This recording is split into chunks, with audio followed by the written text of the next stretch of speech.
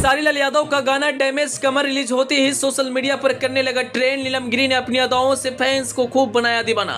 जी, भोजपुरी के trending star और hit machine कहे जाने वाले खेसारी लाल यादव का गाना रिलीज हुआ है। उस गाने का नाम है डैमेज कमर। हालांकि इस गाने का कल टीजर रिलीज हुआ था और टीजर पर फैंस ने जमकर प्यार दिया था, लेकिन जब इस गाने को ग्लोबल म्यूजिक जैक्सन के बैनर तले रिलीज किया गया और जैसे यह गाना सोशल मीडिया पर आया, लोग इस गाने को सुनकर खूब थिरके। दोस्तों, खेसारी लाल यादव का जब भी कोई गाना मार्केट में आता है तब उनके फैंस के द्वारा खूब प्यार दिया जाता है। वहीं इस गाने में नीलम गिरी अपनी अदाओं से फैंस को खूब एंटरटेनमेंट करवाई है। अगर इस गाने की बात करें तो यह कॉमेडी से भरपूर है। इसमें खेसारी लाल यादव ने जबरदस्त कॉमेडी किए हैं और जैसे यह गाना सोशल मीडिया पर आया, ट्रेंडिंग करने लगा।